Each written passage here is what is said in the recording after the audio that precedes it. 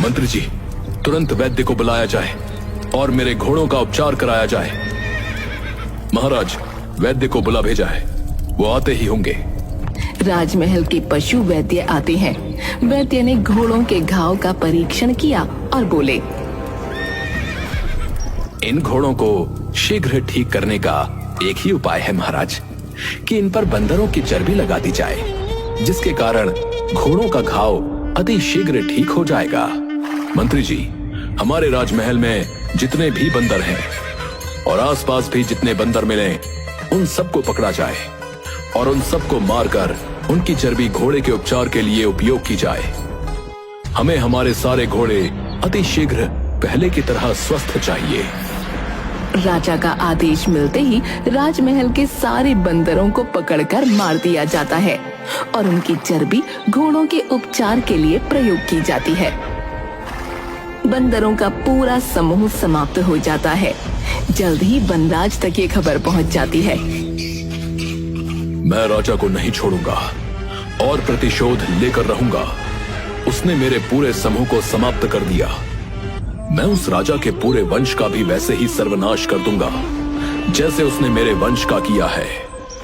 एक दिन बंदर पानी की झील के पास बैठा हुआ राजा से प्रतिशोध लेने के बारे में सोच रहा था। तभी उसने कुछ देखा। इतने सारे पैरों के निशान झील की तरफ जाते तो हैं, परंतु इनमें से कोई भी निशान वापस आता हुआ नहीं दिख रहा है। अवश्य इस झील में कोई राक्षस या मगरमच्छ रहता है, जो झील में जाने वाले हर मनुष्य और जानवर को खा लेता है। मुझे इस बारे में पता लगाना होगा। वनराज ने चतुराई दिखाते हुए कमल के तने से झील से पानी पी लिया। ये देखकर झील में रहने वाला राक्षस बाहर आ गया। वो बहुत ही विशाल और डरावना था। उसने कई तरह के आभूषण भी पहन रखे थे। राक्षस वनराज से, जो भी इस झील में आता है मैं उसे खा जाता हूँ, लेकिन तुम तो बहुत ही चतुर हो। मैं तुम्हारी चतुराई देखकर प्रसन्न हूँ। बोलो, तुम्हें क्या चाहिए? मैं सिर्फ इतना चाहूंगा कि आप मेरी मदद करें। किस तरह की मदद चाहिए तुम्हें? एक राजा ने मेरे पूरे वंश का नाश कर दिया है। मैं उससे प्रतिशोध लेना चाहता हूँ। आप मेरी सहायता करें। मुझे अपना कंठहार दे दें। मैं आपको वचन देता हूँ कि मैं आपका कंठहार आपको जल्दी ही लौटा दूंगा और उसके साथ ही आपके भोजन का प्रबंध भी कर दूंगा।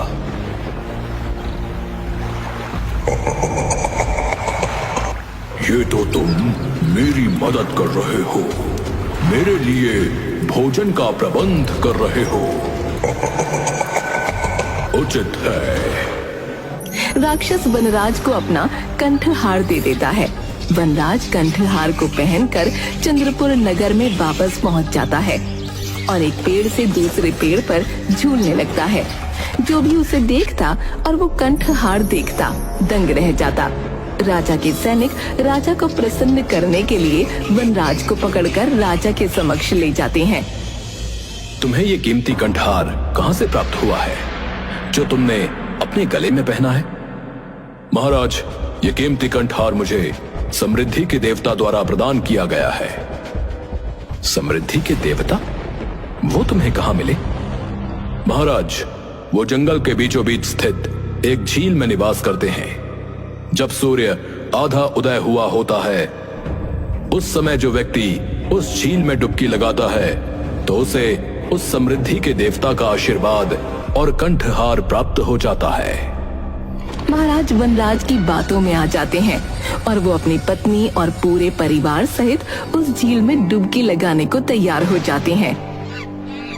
महाराज, कल सुबह की मंगल बेला में आप सब उस झील के पास पधारिए और अपने पूरे परिवार और स्नेही जनों के साथ झील में डुबकी लगाकर समृद्धि के देवता का आशीर्वाद प्राप्त कीजिए। लोभ में अंधे हो चुके राजा ने तुरंत आदेश दिया। कल सुबह हम अपनी महारानी, पुत्र, परिवारजन, मंत्रियों और सेवकों सहित उस झील पर जाएंगे और वहां जब आधा सूर्योदय हुआ होगा, उस समय झील में डुबकी लगाकर समृद्धि के देवता का आशीर्वाद प्राप्त करेंगे और साथ ही कंठहार भी।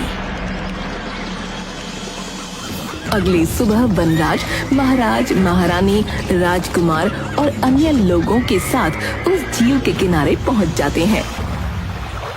महाराज, आप सबको अलग अलग स्थान से झील में उतरना होगा, क्योंकि अगर आप सब एक स्थान से ही झील में जाएंगे तो जो पीछे होगा उसकी बारी आते आते सूर्य पूरा उदय हो जाएगा और वो समृद्धि के देवता के आशीर्वाद और कंठहार से विमुक्त रह जाएगा।